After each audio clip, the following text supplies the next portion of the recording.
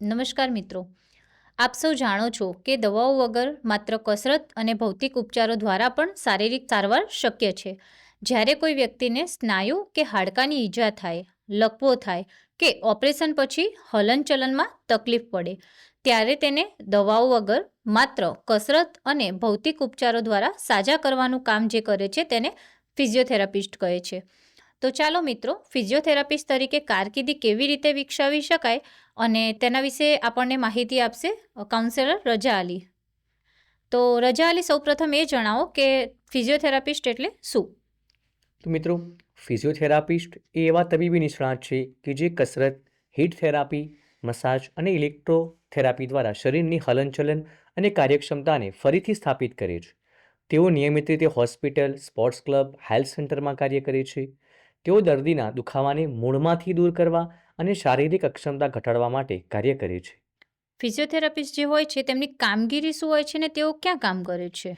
ફિઝિયોથેરાપિસ્ટની કામગીરી વિશે વાત કરું તો તેમની જવાબદારીમાં સામેલ છે દર્દીની શારીરિક હલનચલન અને શક્તિનું મૂલ્યાંકન કરવું, હાડકાં, સ્નાયુ અને ચેતાતંત્રની સમસ્યાઓ માટે કસરતનો પ્લાન તૈયાર કરવો, ઓપરેશન પછી દર્દીને ફરીથી ચાલતા કે હલનચલન કરતા કરવા, રમતગમત દરમિયાન થતી ઇજાઓ એટલે કે સ્પોર્ટ ઇન્જરીઝની સારવાર કરવી, અલ્ટ્રાસાઉન્ડ, લેઝર જેવી આધુનિક મશીનરીનો ઉપયોગ કરી દુખાવો ઓછો કરવો વગેરે જેવી જવાબદારીઓ સામેલ છે. તેમના કાર્યસ્થળની વાત કરીએ તો સરકારી હોસ્પિટલમાં, સિવિલ હોસ્પિટલ અને પ્રાથમિક આરોગ્ય કેન્દ્રમાં સેવા આપી શકે છે. ખાનગી ક્ષેત્રમાં મલ્ટી સ્પેશિયાલિટી હોસ્પિટલ અને ઓર્થોપેડિક ક્લિનિક્સમાં કામ કરી શકે છે. સ્પોર્ટ એકેડમી ખેલાડીઓની ફિટનેસ અને ઇજાના વ્યવસ્થાપન માટે પણ કાર્ય કરી શકે છે. રિહેબિલિટેશન સેન્ટર્સ એટલે કે લકવા કે ગંભીર ઇજાના દર્દીઓના પુનઃવસન માટે કામ કરી શકે છે. જીમ અને ફિટનેસ સેન્ટર અને ખાનગી પ્રેક્ટિસ માટે પોતાનું પર્સનલ ફિઝિયોથેરાપી સેન્ટર શરૂ કરી શકે છે. તો ફિઝિયોથેરાપિસ્ટ જે હોય છે તે બનવા માટે જરૂરી વ્યક્તિગત ગુણો કેવા હોય છે? ફિઝિયોથેરાપિસ્ટ બનવા માટે વ્યક્તિગત ગુણોની વાત કરીએ તો વ્યવસાય પ્રત્યે પ્રામાણિકતા અને સેવાભાવ હોવો જરૂરી છે. આ વ્યવસાયમાં દર્દીને કસરત કરાવવા માટે પોતાની શક્તિ પણ જરૂરી છે, એટલે કે શારીરિક સક્ષમતા હોવી જરૂરી છે.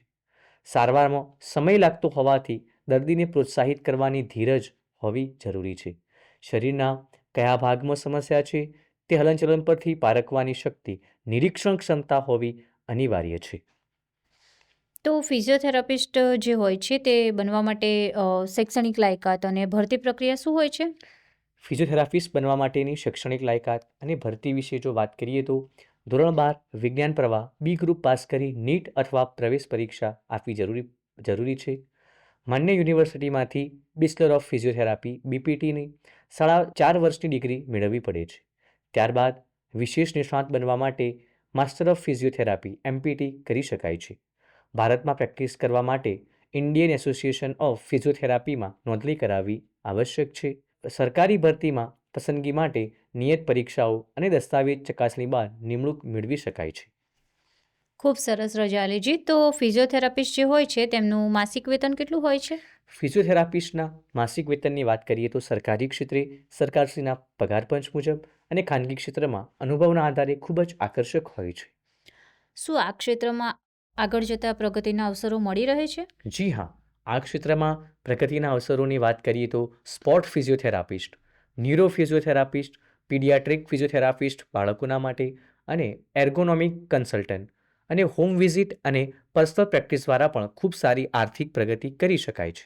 તો શું આ ક્ષેત્રમાં આગળ અભ્યાસ માટે શિષ્યવૃત્તિ કે કોઈ યોજનાનો લાભ મળી શકે છે? જી હા, આ ફિઝિયોથેરાપિસ્ટના ઉચ્ચ અભ્યાસ માટે મુખ્યમંત્રી યુવા સ્વાવલંબન યોજના, રાષ્ટ્રીય શિષ્યવૃત્તિ પોર્ટલ અને શૈક્ષણિક લોન માટે પીએમ વિદ્યાલક્ષ્મી પોર્ટલનો ઉપયોગ કરી શકાય છે.